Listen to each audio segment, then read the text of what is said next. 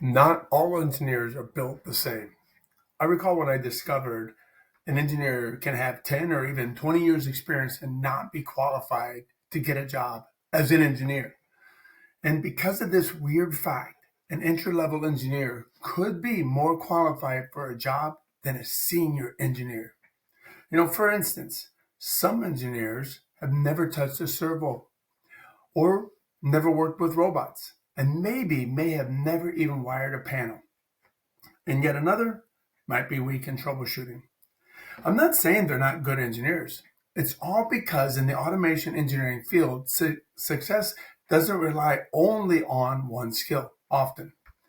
It's more like an ecosystem containing PLC programming, electrical wiring, troubleshooting, drives, robotics, planning, vision systems, networking, commissioning, and the list is really endless. In fact, no one really does it all, nor do they do it all by themselves often. Your skill set is shaped by more than one thing than anything else. Opportunity. The opportunity based on the machines that you've worked on, the companies you worked for, and the problems you were exposed to. That's what builds your engineering career. Let me give you an example. When I first got my first controls engineering job, I wasn't hired because I knew everything.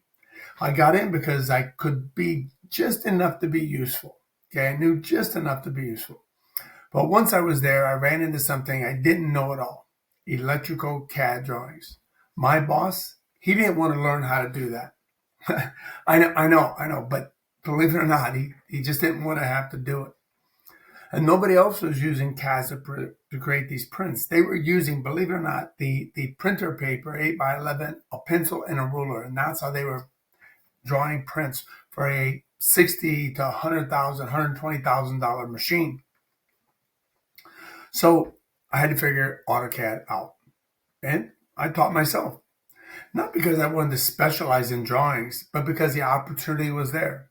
And that one skill helped change everything for me. It forced me to understand systems differently. How panels were built, how wiring is connected to the logic, how the entire machine came together. And this wasn't planned. That was exposure.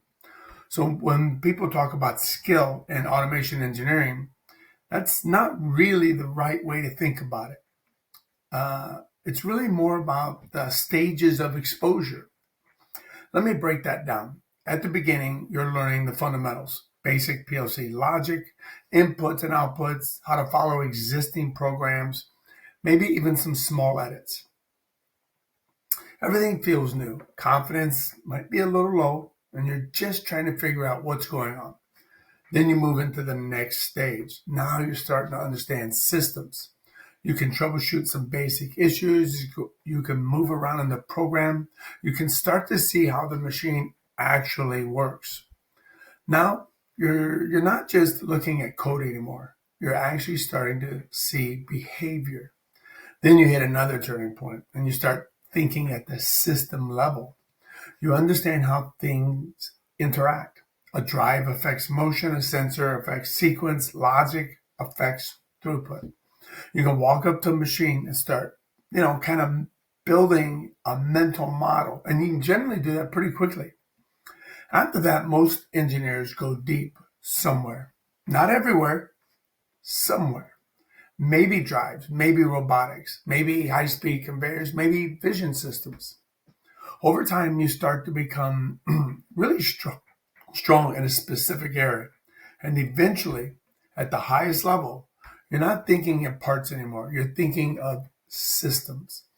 You eventually find that you can kind of design parts of the machines, structure programs from scratch, lead projects, prevent problems before they happen.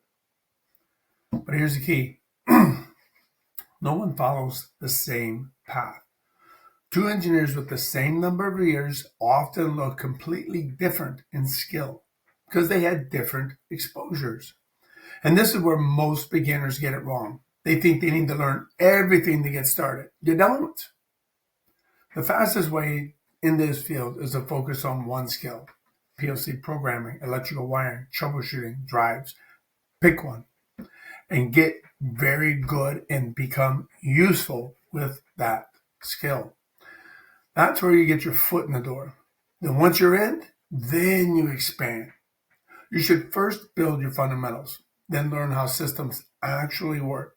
And eventually you can start connecting the dots. And over time, your exposure grows, your confidence grows, and your capability grows, which combined is your skill. Because in this field, you don't become an engineer by watching, you become an engineer by doing. By being in the system, by solving real problems, and by getting repetitions. If you're not getting exposure where you're at, that's where training comes in. You can begin to build those repetitions intentionally, one course at a time, instead of waiting years for them to just happen. Automation engineering isn't about knowing everything. It's about building capability over time, system by system, problem by problem, experience by experience. That's how real engineers are built. So, till next time, this is Paul. Cheers.